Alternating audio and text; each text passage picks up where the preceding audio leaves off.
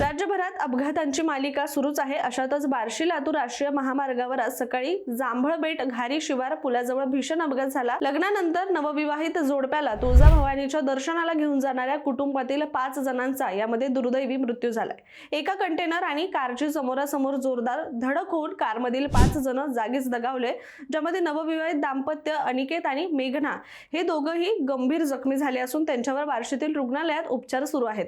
या मृतांमध्ये कुर्डुवाडी येथील कांबळे आणि वाघमारे कुटुंबातील सदस्यांचा समावेश आहे। हे सर्वजण तुळजापूर देवीच्या दर्शनासाठी निघाले होते आणि ही धडक इतकी जोरदार होती की कार सरळ पुलाच्या बाजूला फेकली गेली आणि पूर्णपणे चिरडली। अपघाताची माहिती मिळताच पांगरी पोलिसांनी तातडीने घटनास्थळी धाव घेतली आणि कंटेनरच्या ड्रायव्हर विरुद्ध गुन्हा दाखल करण्याची प्रक्रिया सुरू असून त्याचा शोध देखील सुरू आहे। मात्र एकाच कुटुंबातील 5 जणांचा मृत्यू झाल्याने कुर्डुवाडी गावात शोककळा पसरली आहे। शिवाय नागरिकांनी रुग्णालय आणि घटनास्थळी मोठी गर्दी केली असून कुटुंबाला आधार देण्याचा प्रयत्न चालू आहे।